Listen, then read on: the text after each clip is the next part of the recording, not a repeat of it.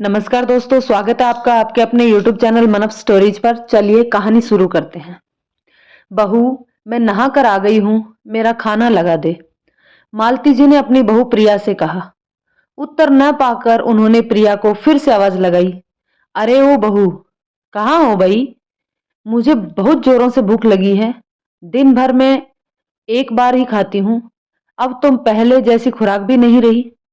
क्या माँ, थोड़ा ठहर नहीं सकती? एक बार जो शुरू हो जाती हो तो फिर बस बोलती ही चली जाती हो। कहीं व्यस्त होगी प्रिया? मालती जी के बेटे नितिन ने आकर अपनी मां को टोका। अरे बबुआ, नहाने धोने के बाद मुझे जोरों से भूख लग जाती है। अब इस उम्र में थोड़ी सी भी देरी बर्दाश्त नहीं होती। समय पर खाना मिले तो दिल को आराम पड़ जाता है। मालती जी ने नितिन से कहा। तुम कब से समय की इतनी पाबंद हो गई? जब खुद खाना पकाती थी तब तो दिन में 1 बजे से पहले नहीं खाती थी तुम। अब ऐसा क्या हो गया जो थोड़ी देर तुम्हें बर्दाश्त नहीं होती? कहीं हमारी बहनों ने तुम्हारे कान नहीं फूंक दिए? दिन रात उन्हीं के साथ जो फोन पर लगी रहती हो तुम। नितिन ने मां से चिढ़कर कहा। अपने बेटे की बात सुनकर मालती जी के पति ओंकारनाथ चुप न रह सके और वो नितिन के पास आकर कहने लगे। अपनी मां से इस तरह बात करने का ये क्या तरीका है? अब क्या उसे अपनी बेटियों से बात करने के लिए किसी की आज्ञा लेनी पड़ेगी? वो बात नहीं है बाबूजी। दरअसल खाने में थोड़ी देरी माँ को बर्दाश्त नहीं होती। रोज रोज बस समय का रोना रोती रहती है। इन्हें समय पर खाने की आदत कहाँ कभी रही है? शुरुआत से ही ये दिन के 1 बजे के बाद ही खाना खाती थी। आपने तो इन्हें ऐसा करते देखा नहीं, क्योंकि आपकी नौकरी दूसरे शहर में थी। हमने बहुत करीब से इनकी गतिविधियों को देखा है। बहुत सही कहा तुमने बेटा। मैं दूर था तभी तो इनकी मुश्किलों को करीब से महसूस नहीं कर पाया। तुम बच्चे अपनी माँ को के बहुत करीब थे, तभी तो इनकी गतिविधियों को गौर से महसूस कर उन पर उंगली उठा रहे हो। मुझे लगा था कि आप थोड़े समझदार हैं बाबूजी, पर आप भी माँ को समझाने के बजाय उनके समर्थन में कूद पड़े।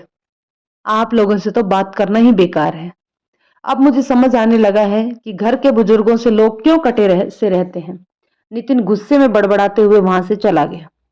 ओकारनाथ ने तब चुप रहने में ही अपनी भलाई समझी। मालती जी ने कातर भाव से उनकी ओर देखते हुए कहा।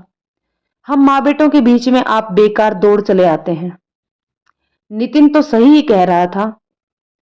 बहू को घर के 2500 काम निपटाने होते हैं। अब मुझे ही बुढ़ापे में बचपना छोड़ना पड़ेगा।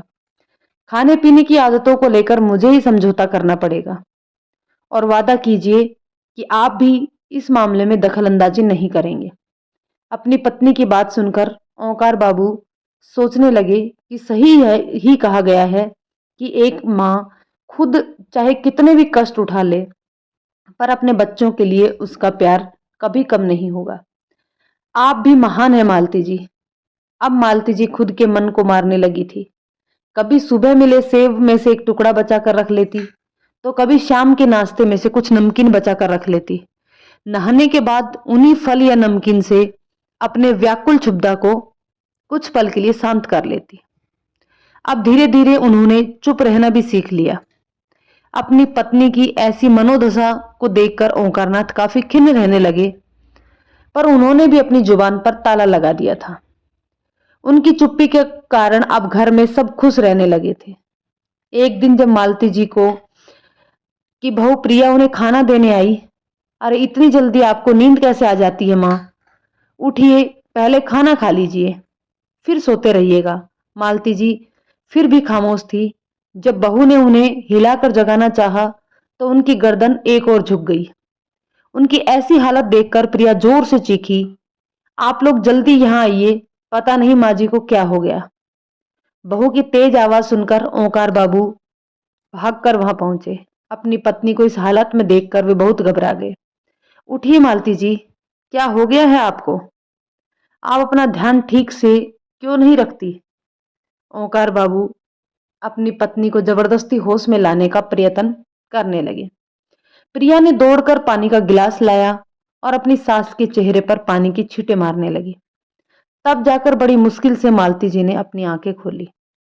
उन्होंने कुछ पल ठिठक कर अपने पति के चेहरे की ओर देखा मुंह के इशारे में ही अपने पति से कहा, मैं बिल्कुल ठीक हूं। और अगले ही पल वो फिर से बेहोश हो गई। मालती को ऐसी हालत देखकर सबकी सांसें फूलने लगी। उन्हें आनन फानन में अस्पताल में भर्ती करवाया गया। शुरुआती जांच में डॉक्टरों ने बताया कि उनका शुगर लेवल बहुत कम हो गया है। उचित देखभाल के लिए उन्हें अस्पताल में भर्ती कर लिया गया। ओंकारनाथ दिन रात अपनी पत्नी की कुशलता के लिए मंदिर मस्जिद के चक्कर काटते और उनकी सलामती की दुआएं मांगते। खैर, दुआ और दवा दोनों रंग लाई। उस दिन काफी दिनों बाद मालती जी बिना किसी सहारे के अस्पताल के बिस्तर पर बैठी थी। उनके पति उन्हें स्वस्थ देखकर बहुत खुश थे। डॉक्टरों ने भी मालती जी को 2 दिन बाद घर ले जाने की अनुमति दे दी। इस बार हम अपने बेटे के घर नहीं, अपने घर चलेंगे, ओंकारनाथ ने अपनी पत्नी से कहा। ये कैसी बहकी बहकी बातें कर रहे हैं आप? बेटे बहू ने सुन लिया तो उन्हें बहुत बुरा लगेगा। ले देकर यही लोग तो हमारे बुढ़ापे की लाठी हैं। उनसे दूर होकर इस उम्र में हम कहां जाएंगे? मालती जी ने अपने पति को समझाया। उम्र तो एक बहाना है मालती जी। इंसान को अपने पर भरोसा रखना चाहिए। बुढ़ापा कोई रोग तो नहीं। अपने हौसले से ही अपनी उम्र को हम मात दे सकते हैं। हम अपने गांव चले जाएंगे। वहां कितने लोग हमसे भी ज्यादा उम्रदराज हैं, जो अकेले अपने बाजुओं के दम पर अपना गुजार बसर कर रहे हैं।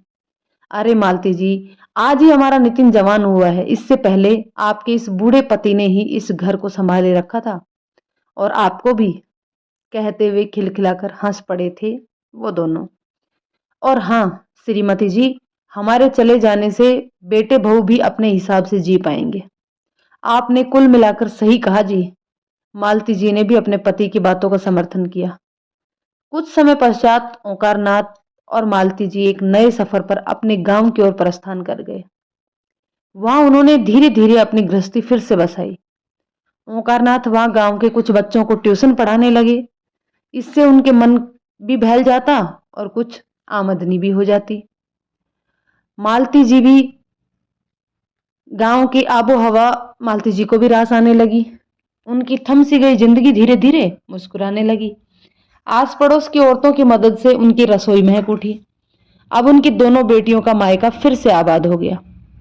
दूसरी ओर बेटे बहू को भी अकेले रहकर उन दोनों की अहमियत समझ आने लगी। बच्चे भी दादा दादी को बहुत मिस करने लगे। नितिन और प्रिया तो अपने कामकाज में व्यस्त रहते, पर बच्चों पर एकाकीपन हावी होने लगा। एक बार मालती जी का छोटा पोता चिराग काफी बीमार हो गया। मियादी बुखार ने उसे अपनी गिरफ्त में जकड़ लिया था।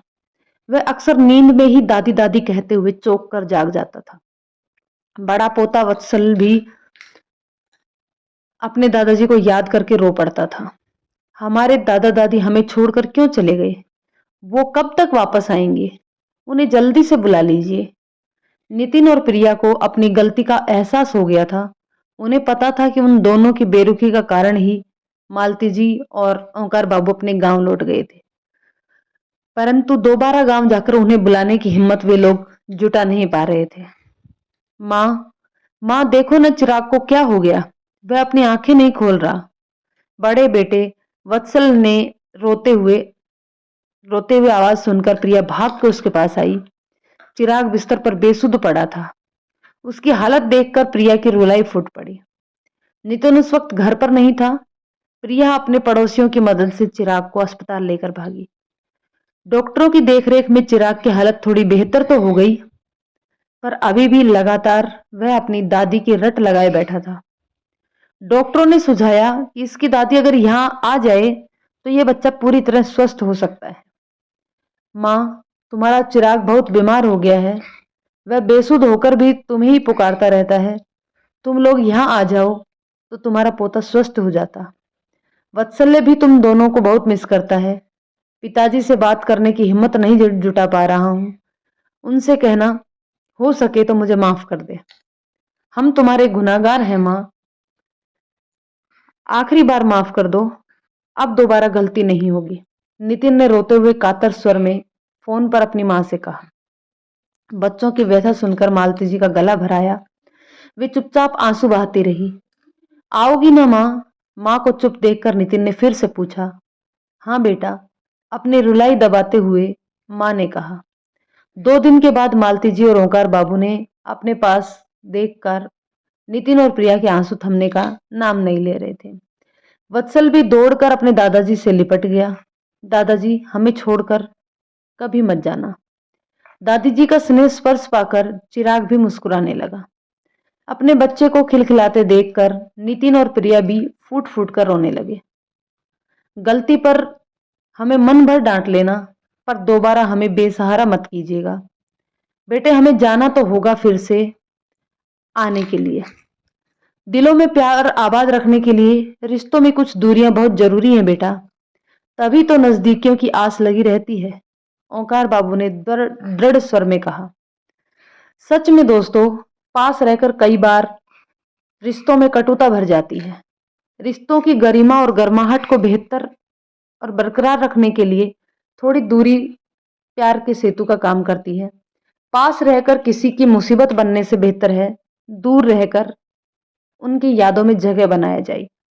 दोस्तों, ये वास्तविकता है कि जो दूर रहते हैं वो लोग अच्छे लगते हैं। इस कहानी के बारे में दोस्तों आपकी क्या राय है, प्लीज कमेंट करके बताइएगा। यदि ये कहानी आपको पसंद आई हो तो इसे लाइक शेयर कीजिए, और यदि चैनल पर नए हैं तो चैनल को सब्सक्राइब जरूर कर लीजिए, क्योंकि इसी प्रकार की सामाजिक कहानियां आपको इस चैनल पर मिलती रहती हैं। धन्यवाद दोस्तों।